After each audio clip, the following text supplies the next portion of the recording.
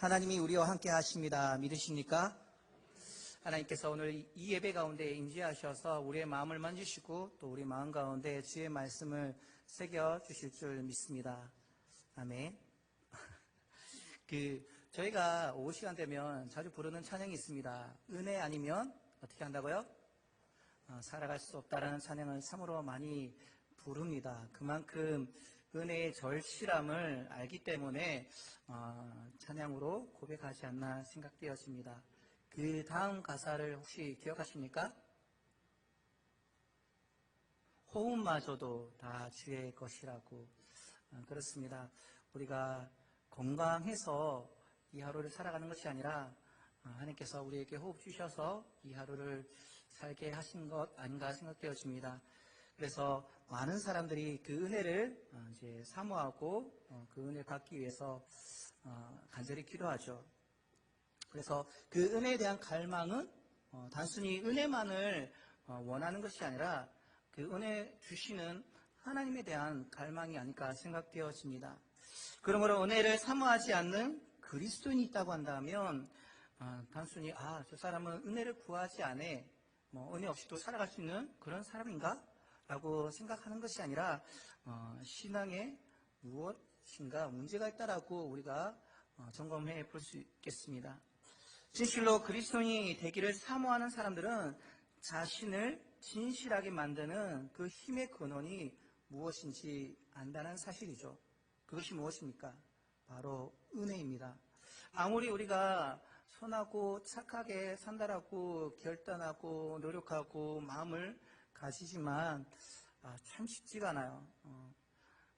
제가 여러분에게 말씀의 은혜를 끼치기 위해서 많은 노력하겠지만 또 하나님께서 만져주시고 또 은혜 주셔야지만 또 되어지는 부분이고 또 하나님께서 은혜 주셔서 은혜 받았다고 아멘으로 우리의 마음 믿음의 고백으로 하라고 하지만 참 우리의 마음을 그 은혜를 지키기가 쉽지가 않습니다.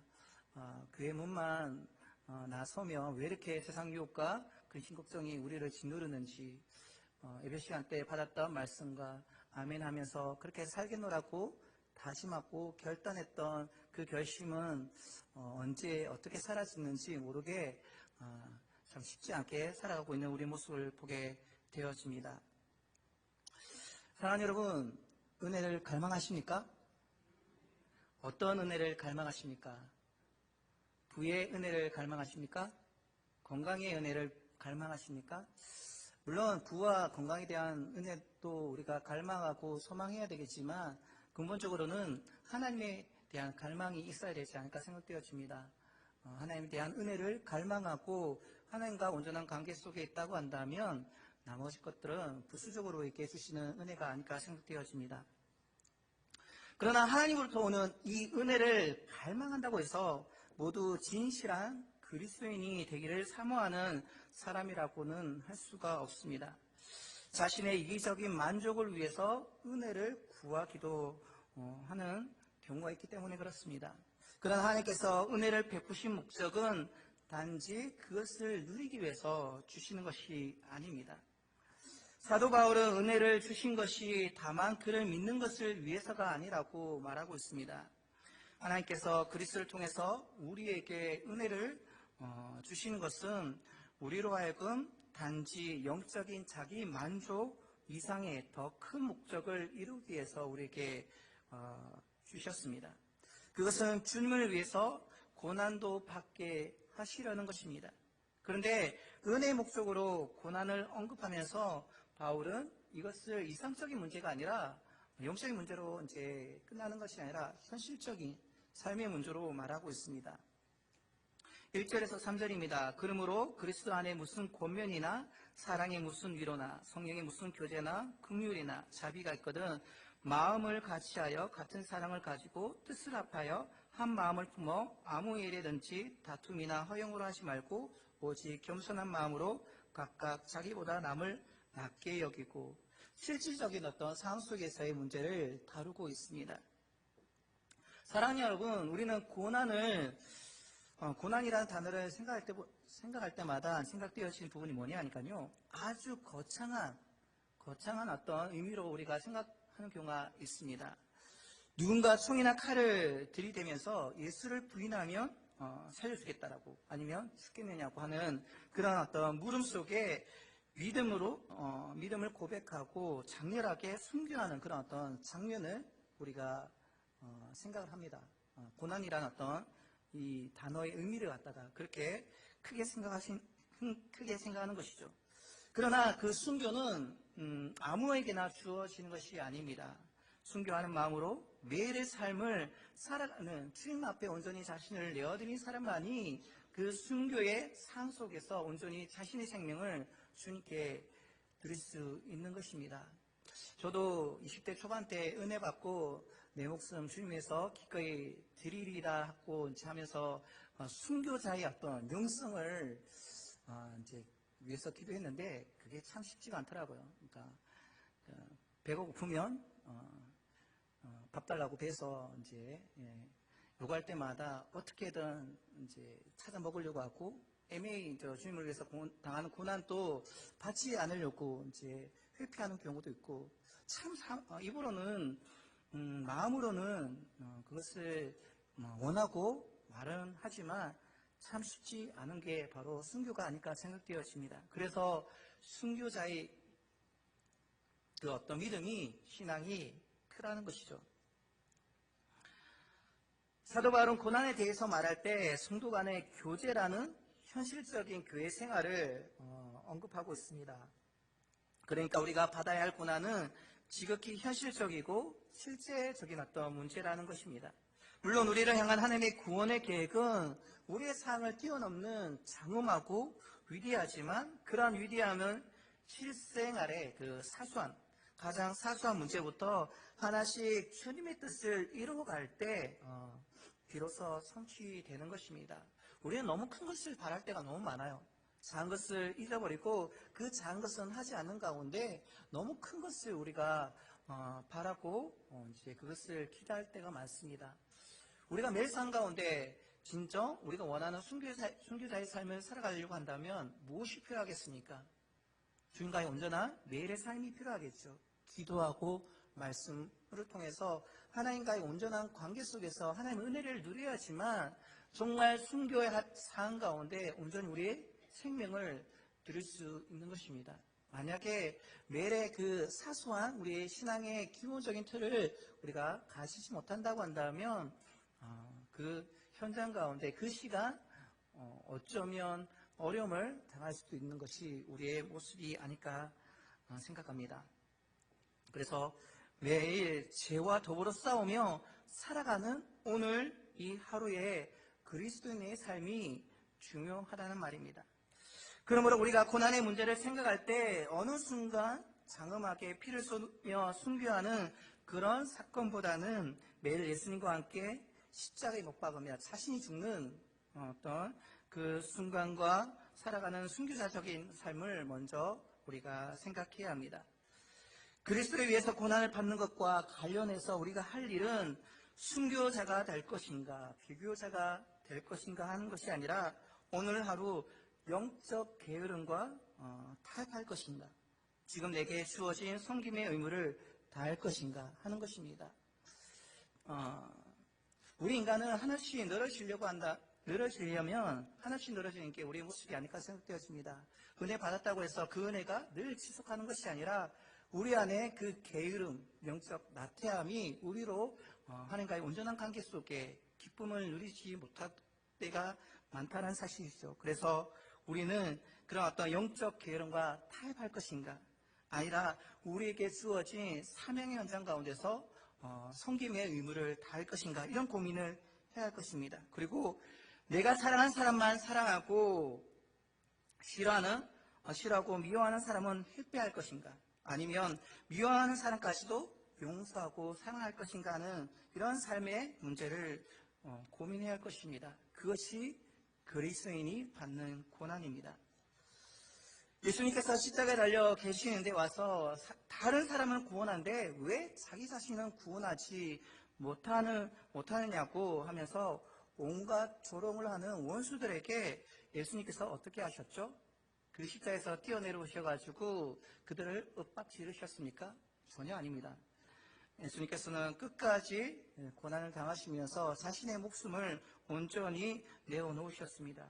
그렇게 하셨기에 우리가 지금 이 예배 자리에 나와서 구원받은 백성으로서 그 감격과 은혜 속에서 하나님을 예배할 수 있는 것입니다. 그러나 고난을 겪으신 그리스도를 위해서 우리가 당하는 고난 역시 현실 속에서 남들을 섬기다가 당하는 고난이며 오해와 질시와 믿음을 받는 고난이라는 사실입니다. 하나님 나라의 상급은 십자가를 지고 순교하는 사람만을 위한 것이 아닙니다. 일상생활 속에서 십자가를 지고 하나님의 백성으로서 예수 그리스도의 제자로서 그 십자가를 지고 말씀에 순종함으로 섬기는 사람을 위한 것이기도 한다는 사실입니다. 따라서 오늘 삶 속에 치열하게 자신의 영적 괴로움과 더불어 싸우고 교만을 물리치고 사랑으로 섬기며 사는 것입니다. 받은 은혜를 얘기하는데 왜 고난을 얘기하느냐고요? 그것은 은혜에는 반드시 소명이 포함되어 있기 때문에 그렇습니다. 소명은 충성된 삶을 요구하고 충성된 삶은 언제나 실제적인 고난이 뒤따른다는 사실입니다. 하나님의 은혜를 입은 사람이 주신 소명을 따라 살려고 할 때 고난을 받게 되지만 그것이 그 사람을 불행한 삶으로 이끄는 것이 결코 아닙니다. 오히려 반대이죠. 그리스도인의 행복은 고난이 사라지는 그 자리 가운데 주어지는 것이 아닙니다. 그런데 사람들은 상황이 힘들기 때문에 자기 삶이 불행한 것이고 환경이 좋아지면 행복해질 것이라고 생각합니다. 과연 그런 것일까요? 성경을 보시고 우리가 지금까지 이어져 온 교회 역사를 한번 살펴보시기 바랍니다. 하나님과 동행하면서 말할 수 없는 행복을 누렸던 사람들은 모두 고난의 사람들이었습니다. 고난 없이 하나님의 임재와 은혜 속에서 행복을 누렸던 사람은 많지 않습니다. 오히려 고난 속에서 하나님의 임재와 은혜 속에 행복을 누렸던 사람이 고난의 사람들이었습니다. 그들은 무거운 짐을 지고 눈물로 살아갔지만 하나님을 누리며 산 사람들이야말로 세상 그 어떤 사람보다도 행복하다고 고백을 했습니다. 그리스도를 위해 살아가는 삶의 보람과 기쁨이 있었기 때문에 고난으로 가득한 섬김의 삶 속에서도 진정한 행복을 누릴 수 있었던 것입니다. 결국 하나님의 은혜를 누리지 못한 사람에게는 고난이 그저 자신을 힘들게 하는, 어렵게 하는 고난일 뿐이겠지만 그 은혜 안에 사는 사람에게는 고난도 누구를요? 하나님을 경험하는 삶이란 것입니다. 그 삶을 통해서 하나님이 주시는 은혜를 누리는 통로가 되어지는 것이죠. 그러므로 우리는 행복이 간에 올바른 생각을 해야 합니다. 아무런 고난이 없다고, 어려움이 없다고 행복한 것이 아니라 그 고난 속에 누구와 함께 하느냐, 그것이 중요하다는 사실이죠. 행복은 우리가 했으며 추구할 대상이 아니라 오히려 우리를 구원하신 하나님의 은혜 안에서 그분이 기뻐하시도록 하루하루 충성스럽게 살아갈 때 자연스럽게 주님께서 주시는 결과인 것입니다. 더 쉽게 말해서 하나님이 기뻐하시는 삶을 살 때 하나님께로부터 주어진 것이 행복인 것입니다. 그러므로 우리는 섬김의 고난을 피함으로써 행복을 얻으려고 시도하지 말고 그것을 원하고 구하는 것이 아니라 오히려 늘 하나님을 붙들고 섬김으로써 고난에 들어있는 놀라운 기쁨을 맛보며 살아야 할 것입니다. 그런데 하나님의 놀라운 은혜와 사랑을 모른 채 오직 자신만을 위해 사는 사람들을 보시기 바랍니다. 그들이 세상을 통해 누리는 쾌락과 기쁨이 영원할 것처럼 생각하지만 그렇지 않습니다. 그는 아주 순간입니다. 하지만 그들이 느끼는 영적인 단절과 고통은 영원하다는 사실이죠. 그래서 그들의 인생은 언제나 허무합니다. 많은 사람들이 원하고 바라는 것을 가지고는 있지만, 누리고 있지만 그 공허함을 가진 채 허무한 인생을 살아간다는 것이죠. 잠시 동안은 적을지 몰라도 이내 그 마음에 큰 공허함이 몰려옵니다. 그래서 주님을 모르는 삶은 결국 우울하고 고통스러울 수밖에 없습니다. 자신의 신앙생활과 영적 상태에 대해서 많은 고민을 하시는 분들이 계십니다. 예수님을 믿고 구원을 받았음에도 불구하고 나는 왜 이렇게 답답하고 힘들까? 내 생활은 왜 이럴까? 은혜를 누리지 못하는 것도 아닌데 나는 왜 여전히 죄 가운데 있을까? 나는 왜 이렇게 변화되지 않을까라는 고민을 많이 하시죠. 그런데 이상한 것은 아주 진지하게 그런 문제들을 고민하고 괴로워하는데도 불구하고 그리스도를 닮아가는 삶에서는 전혀 진전이 없다는 것이죠. 많은 고민을 합니다. 그것으로 인해서 기도도 하고 노력은 하지만 삶에 있어서는 아무런 변화가 없다는 사실이죠. 그렇다면 그러한 고민은 자신의 영혼에 대한 진정한 고민이 아닐 수 있다는 사실입니다.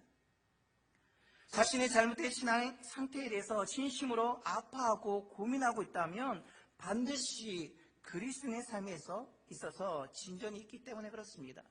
그것이 큰 변화가 아니라 작은 변화일지라도 삶에 있어서 진전이 있다는 사실이죠.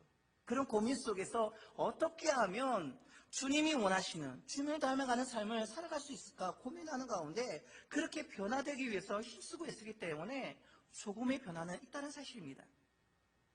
그런데 그런 변화가 없다고 한다면 진정한 고민이 아닐 수 있다는 것이죠.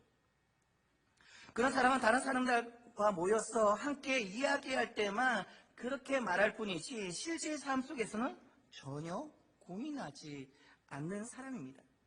평소에는 그럭저럭 고민하고 않고 살다가 신앙의 문제, 그 공동체 안에서 사람들과 만나서 이야기할 기회가 생길 때는 비로소 머리에서, 가슴이 아닌 삶에서 끄집어내는 얘기가 아닌 머리에서 꺼낸 고민을 말하기 시작한다는 것이죠. 이러한 태도는 정직한 태도가 아닙니다. 하나님 앞에서 별로 고민하지 않으면서 사람 앞에서는 아주 고민이 많은 것처럼, 많은 고민을 한 것처럼 이야기하는 것이기 때문입니다.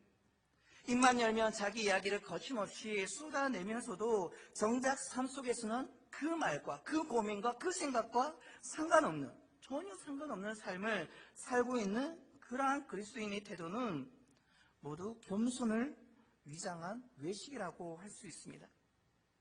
이처럼 은혜를 받아도 그것을 생각의 영역에만, 내 마음의 영역에만 가둔 채 실제로 예수님을 위해서, 하나님을 위해서 땀 흘리는 삶이 없다면 그 사람 안에 있는 은혜마저도 곧 사라지고 만다는 사실이죠.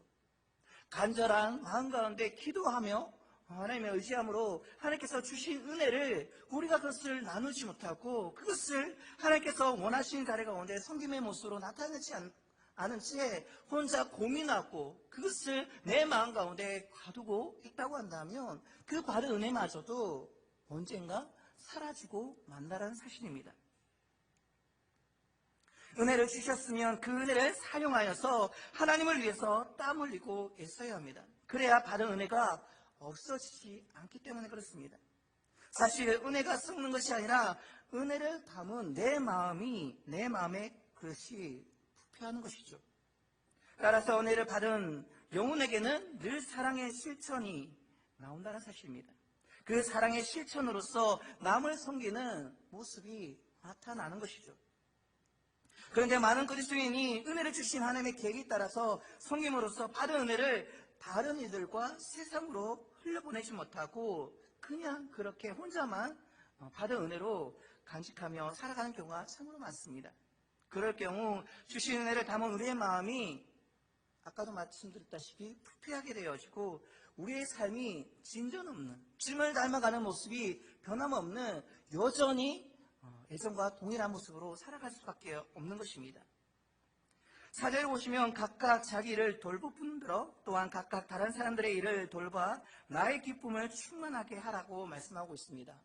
혼자만 누리는 것이 아니라 다른 사람의 일을 돌보아서 온전한 하나님의 기쁨을 충만케 하라고 하나님께서는 우리에게 말씀해 주고 있습니다.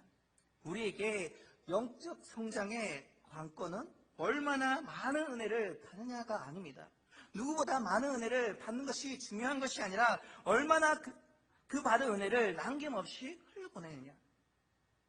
나만을 위한 은혜로 그것을 간직하며 살아가는 것이 아니라 작은 은혜라 할지라도 보잘것없는 은혜라 할지라도 받은 그 은혜를 기억하면서 흘려보낼 때 다른 사람을 위해서 그것을 사용할 때 그 기쁨이 충만하다는 사실입니다. 물론 먼저 받아야 합니다. 우리 마음 가운데는 은혜가 없기 때문에 스스로 그 은혜를 만들어낼 수 없기 때문에 하나님께 은혜를 받아야 합니다. 그 받은 은혜를 가지고 우리는 혼자만 고여있는 채 그 은혜를 간직하는 것이 아니라 흘러보낼 때 더욱 풍성하게 우리의 삶 가운데 있는 것입니다. 그것이 바로 복의 근원이신 예수 그리스도의 그리스도인의 삶의 모습입니다. 사람들은 흔히 남의 일에 나서지 말고 자기 제 일이나 열심히 하라고 말합니다. 그러나 이것은 하나님께서 우리에게 요구하시는 바가 아니고 성경이 말하는 바도 아닙니다. 그리스도인은 자기의 자신을 잘 지킬 뿐만 아니라 사람으로서 다른 사람을 잘 돌아보아야 합니다.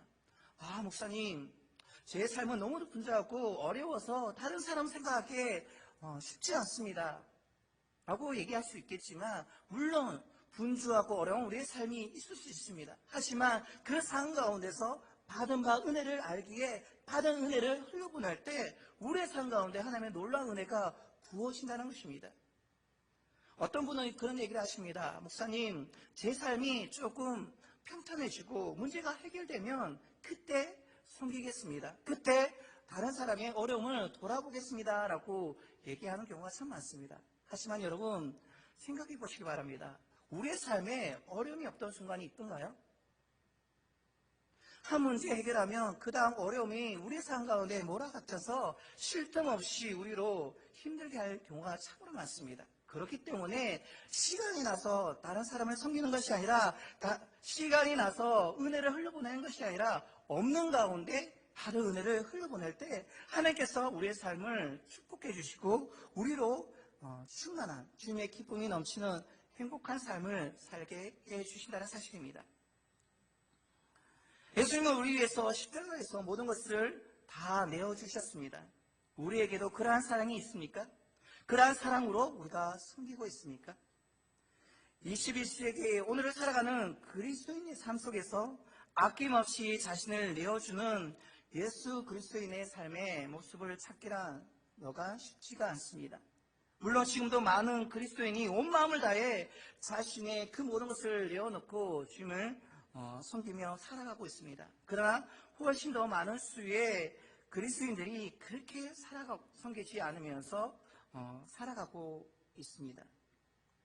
우리 그리스도인들은 많은 경우 이렇게 기도합니다. 주님, 더 큰 주님의 사랑을 체험하게 해주십시오. 오늘 저를 만드시고 우리를 사용해달라고 기도합니다.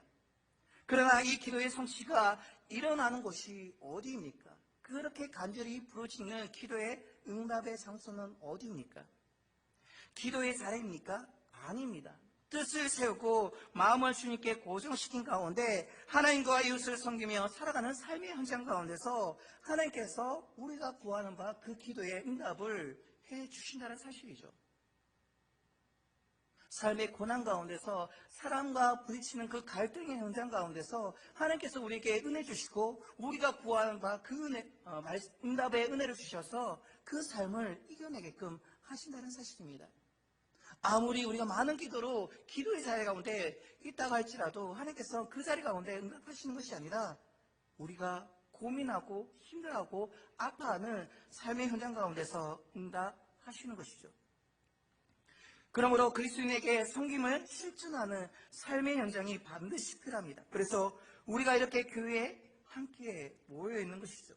자기 혼자 신앙생활을 잘 하겠다고 하는 것은 성경에 말씀하는 바가 전혀 아닙니다. 신앙생활은 함께 하는 것입니다. 그리고 서로 섬기는 것입니다. 그래서 가장 큰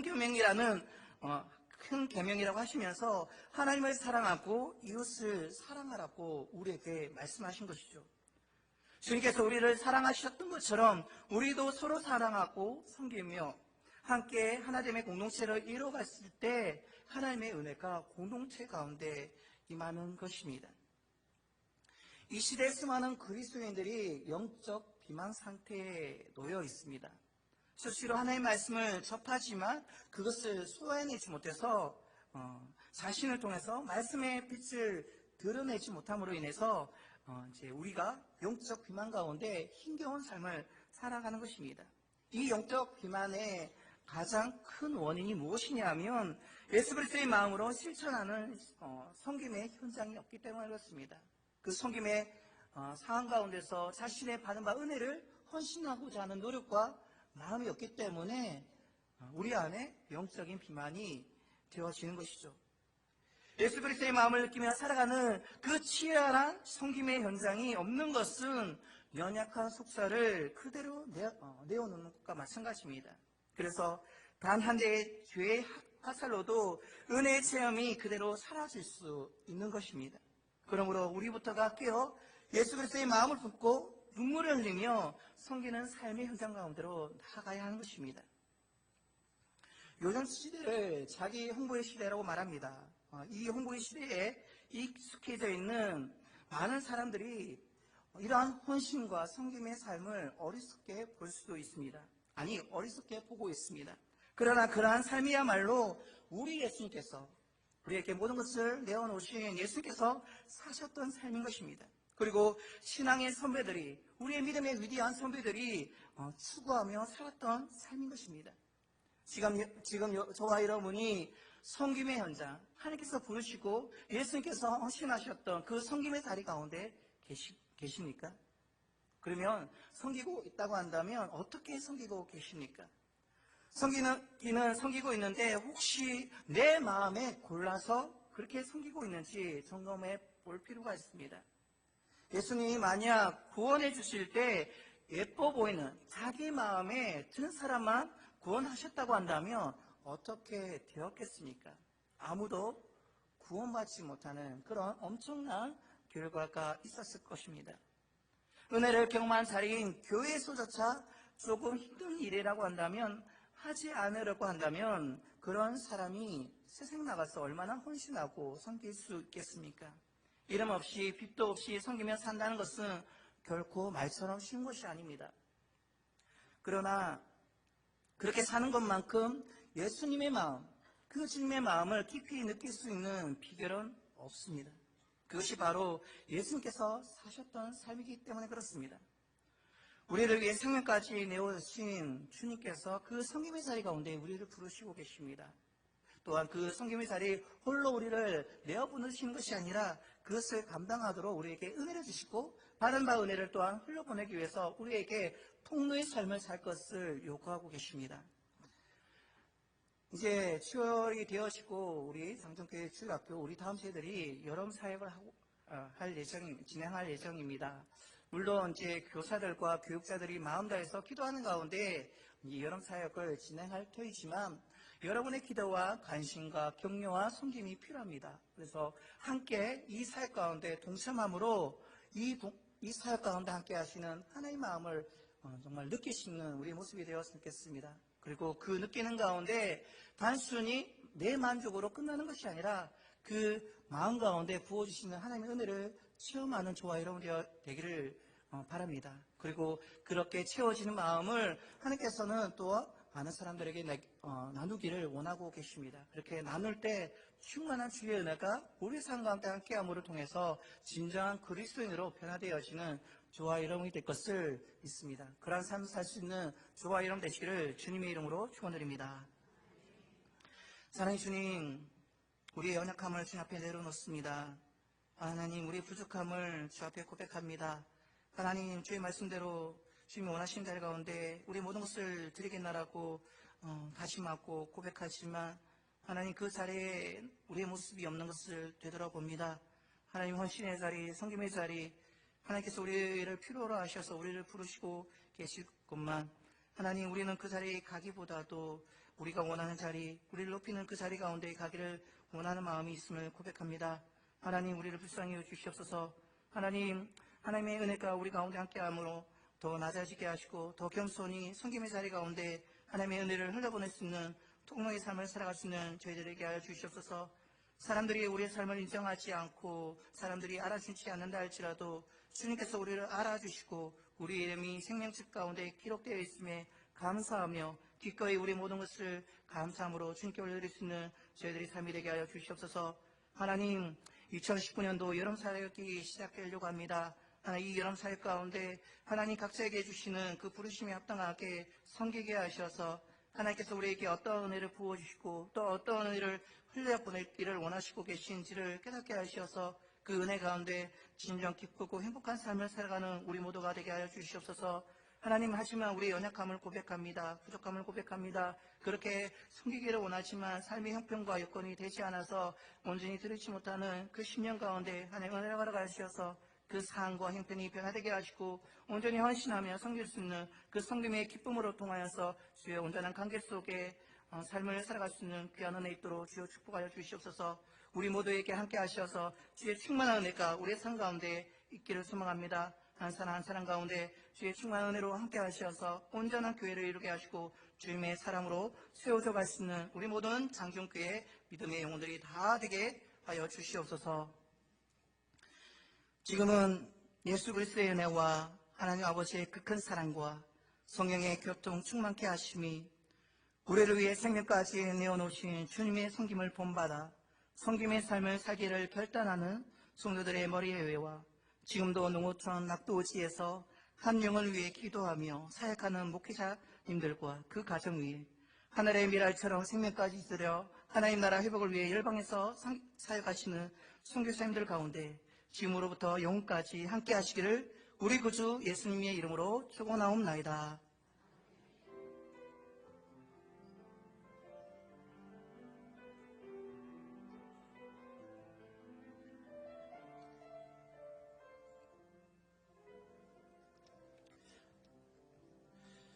강과 하나 드리겠습니다. 4시에 입관, 고 한영성 고사님의 입관 예배를 위해서 4시에 출발할 예정입니다. 가시고자 하신 분들은 내려가셔서 차량에 탑승해 주시면 감사하겠습니다. 빈소는 영락공원입니다.